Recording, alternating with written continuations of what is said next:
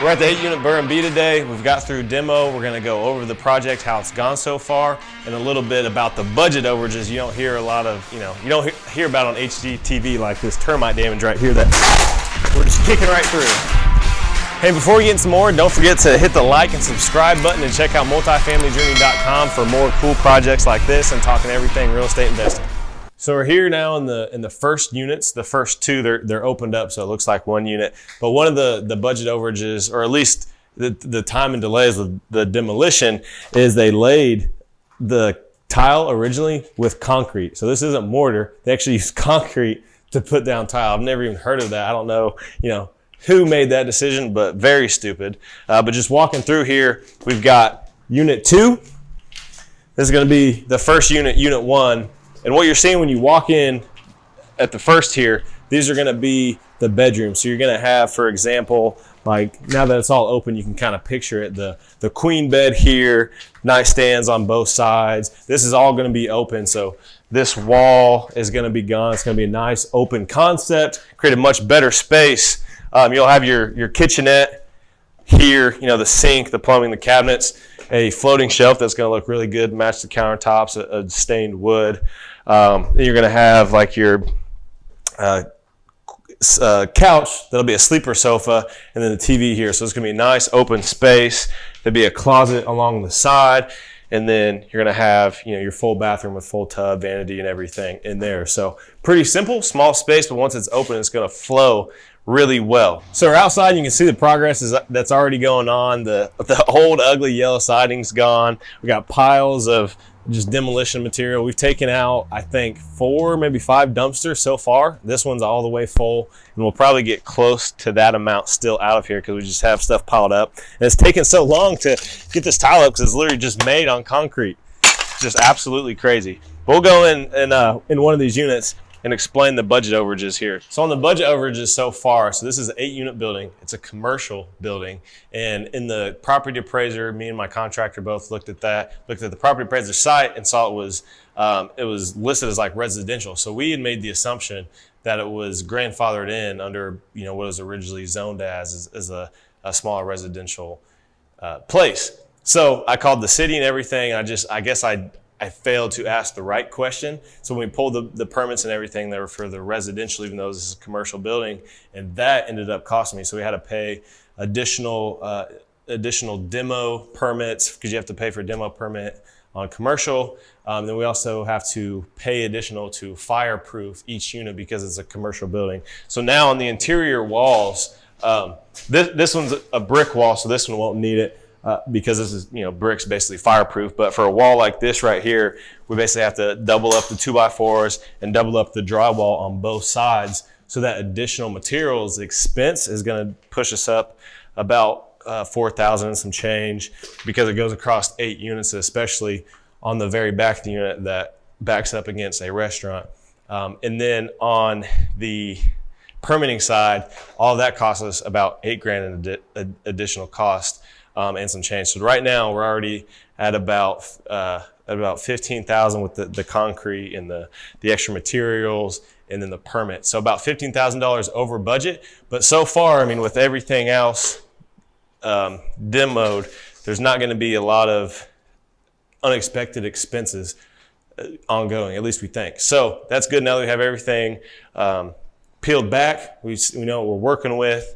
We have the correct permits in place now with the city, so hopefully no more big overages. It's also interesting to see what you find when you start taking apart the walls of an old property like this. So we found drugs in the wall, a little bag of marijuana, and we also found what looks to be a fake ID. So if you're in the market for any of those 2 things, stop on by. That was a joke. We're actually not selling drugs out of this place. So when you're talking about budget overages, I always think it's important to include that up front, because if you're going into a project thinking that everything is going to go smoothly and it's going to go exactly how you think it's going to, from experience, I can say it won't. So put that, miscellaneous expense or that overage, what you expect or what you foresee could go wrong. So for this one, I have to look at the numbers exactly, but I think it was 10 or 15% over the total project cost. So that gives me a buffer. So with what we've went over so far, I'm still there, not eating into the overall of what I budgeted for. It's just going over kind of the contract price. So yes, we're over budget, but it's not killing me yet. So we're good now.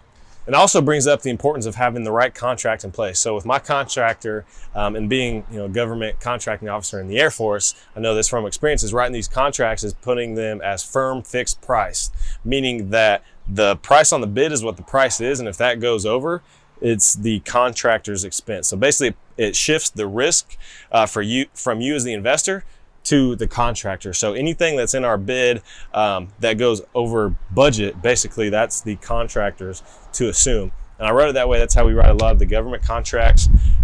So that has been good to learn that from experience. But when you're talking about these budget increases, if he says, okay, drywall is going to be $5 a square foot or whatever, and then comes back and says, no, it's actually going to be $6 a square foot after seeing everything. Well, it's firm fixed price. You bid on this, so you have to honor that and eat the cost. So that's why I like to, kind of balance the risk and the reward. And then anything unforeseen, obviously like these permitting issues, that's a mistake on me. I should have done my, more thorough diligence.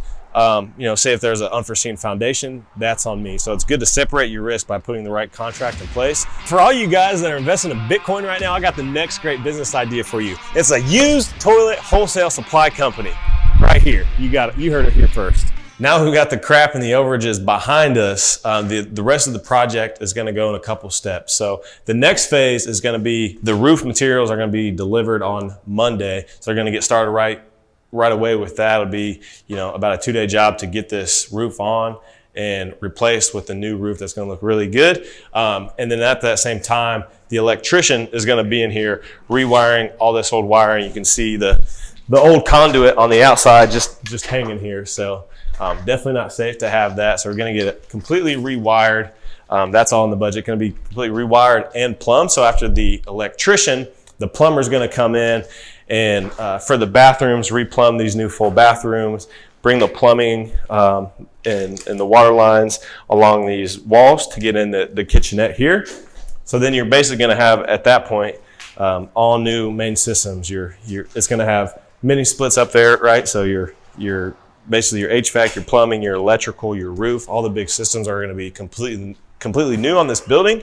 And then you got the old concrete block that's not going anywhere. So you're essentially going to have a brand new building at the end of this. So that's just going to roll in phases. So roof, electrical, plumbing, and then after all of that base is put in, we can start, adding the drywall, putting in the trim, putting in the new doors and the new windows. And then that's when you're actually going to see the progress of this old crappy building turn it into a nice new building. And then at the end of that, we'll get the furnishing in here. We'll do the landscaping, get the fence up, all the patio furniture and stuff, and really get this thing ready to be an Airbnb rental with the beach, stone's throw away. So really excited to see this thing keep progressing.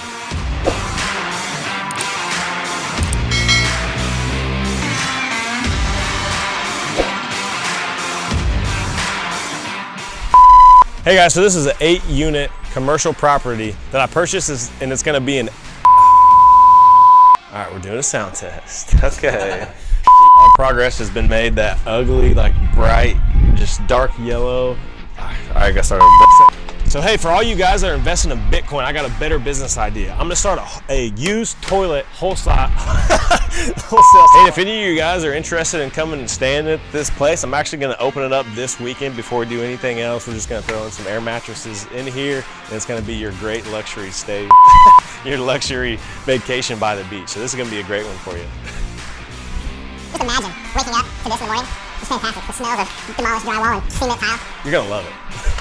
Properties. What we've also found is that we've got a great. Oh, no, I gotta.